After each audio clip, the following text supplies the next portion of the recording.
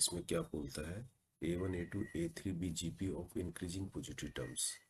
ठीक है, इस तरह से GP सीरीज है जिसकी टर्म्स क्या है, इंक्रीजिंग पॉजिटिव टर्म्स हैं, और कंडीशन दी है A2.A3.A4 आपको 64 दिया है, A1 plus A3 plus A5 दिया है 813/7, पूछा है A3 plus A5 plus A7, है ना, ये अपने को निकालना है। यानी बेसिक कैलकुलेशंस पर बेस्ड क्वेश्चन होगा ये। देखो हम जीपी सीरीज को कैसे मान लेते हैं जनरली, अगर जीपी सीरीज है तो हम ऐसे मानते हैं इसको, है ना, ए फर्स्ट टर्म हो गया ए आर, फिर हम ले लेते हैं A R square A R cube and so on, ऐसे ले लेते हैं हम इसको, जिसका कॉमन रेशो क्या होगा आर और फर्स्ट टर्म क्या होगा ए। इस तरह की सीरीज मान लेते हैं। अब इसमें कंडीशन को यूज करते हैं। देखो A2 A3 A4, A2 का मतलब क्या होगा ए आर, है ना, A3 का मतलब होगा ए आर स्क्वायर, और A4 का मतलब होगा ए आर क्यूब, है ना। इनकी मल्टीप्लिकेशन जो दे रखी है इसने 64 दे रखी है हमारे हिसाब से। तो यहाँ से देखा जाए तो ए क्यूब हो जाएगा ये, और आर कितना 325 आर 6 हो जाएगा ये 64 दिया है। इसको ऐसे भी लिख सकते हैं ए आर हम स्क्वायर लिखें और बाहर से क्यूब करें तो इतना ही आ गया ना, ए क्यूब आर 6 से आ गया इजिकल टू 64 हो गया।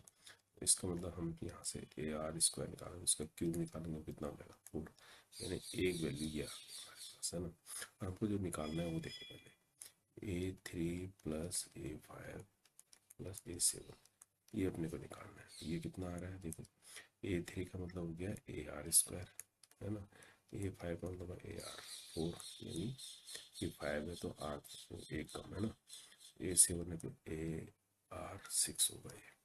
तो अगर इसमें देखा जाए तो ए आर स्क्वायर को कॉमन ले सकते हैं, तो अंदर क्या बचा 1 प्लस ए बाहर आर स्क्वायर प्लस आर 4, नहीं तो बचेगा ये, है ना। तो कहना मतलब ए आर स्क्वायर हमारे पास है ही, तो आर में हमें आर की वैल्यू फाइंड आउट करनी है। उसके लिए एक कंडीशन और दी है, वो क्या दिया है, ये A1 plus A3 plus A5, ये किसके बराबर दिया है 813/7। तो A1 का मतलब हो गया A, है ना, ये हो गया ए आर स्क्वायर, ये हो जाएगा ए आर की पावर 4, ये दिया है 813/7। यहाँ से हम आर निकाल सकते हैं।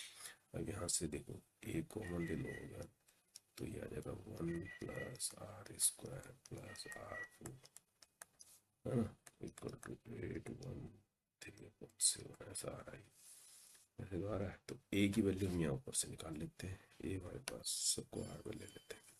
यहाँ से जो है ए क्या हो गया, ये हो गया 4/r², तो ये कर लेते हैं 4/r² रख लेते हैं, 4/r² रख लिया, 1 प्लस R² प्लस आर की पावर 4 इक्वल टू हो गया 813/7। यहाँ से अब आर कैसे निकाला जाए, अंदर ले लो इसको, है ना, R² इधर आ जाएगा और इसको अंदर ले लो, 4 अंदर चला गया, 4 प्लस 4R² प्लस 4R4, है ना, और ये R² उठा के इधर चला गया और इस तरह आ जाएगा तो -813/7R² लिख सकते हैं, है ना। अब R² वाले के साथ इसको माइनस करना होगा, यानी 7 को हम एलसीएम भी ले लेते हैं, तो 7 4 जा 28 प्लस 28R², है ना, प्लस 28 आर की power 4 minus 813R² equal to 0 हो गया।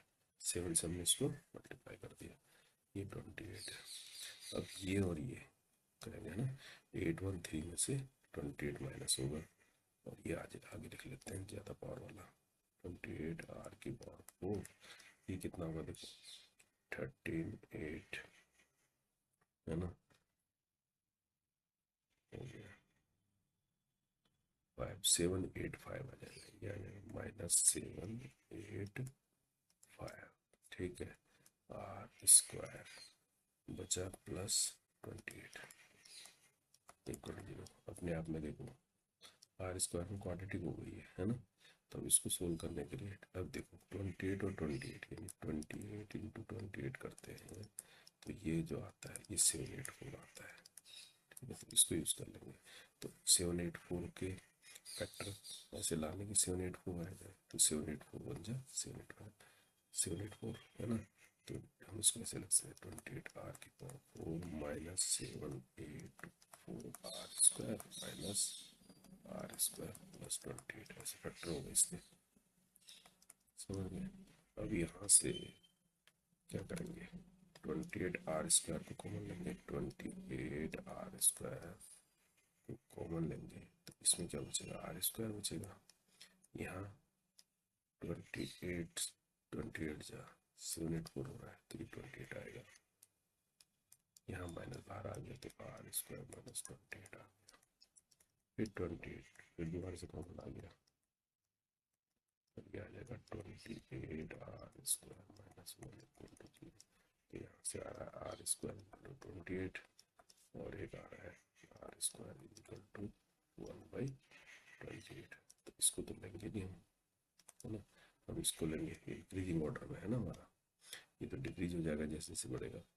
तो अब जो है r² जब हमारा इतना आ गया, तो हमारे पास ये इक्वेशन है, सोल्यूशन तो ये निकालना है। इसमें ar² है 4 है ना, इसके अंदर 1 प्लस ये कितना आएगा 28 आया r², और ये 28 का स्क्वायर 784 हो जाएगा ये, समझ रहे हो।